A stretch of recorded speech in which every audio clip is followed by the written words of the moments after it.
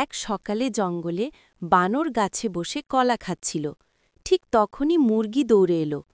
বানর বানর, আমার দই কে খেয়ে ফেলল বলো তো? আমি তো মাত্র 1 মিনিট দূরে গিয়েছিলাম। বানর বলল, দই চুরি? সেটা তো বড় রহস্য। এসো, গোয়েন্দা বানর হাজির। দুজনে মিলে দই খোঁজার অভিযানে বের হল। হাঁটতে হাঁটতে তারা দেখল সামনে শিয়াল দাঁড়িয়ে আছে, আর তার মুখে সাদা সাদা দই লেগে আছে।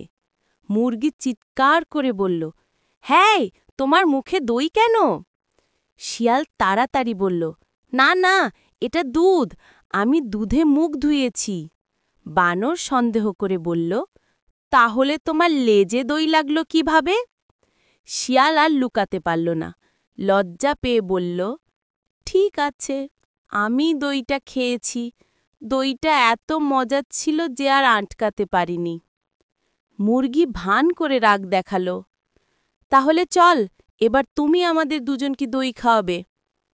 শিয়াল মাথা নিচু করে বলল, ঠিক আছে, চলো আমার গুহায়। তারপর তিনজন মিলে বড় হাঁড়ি ভরে দই খেল আর হাঁ হাঁ করে হাসতে লাগল।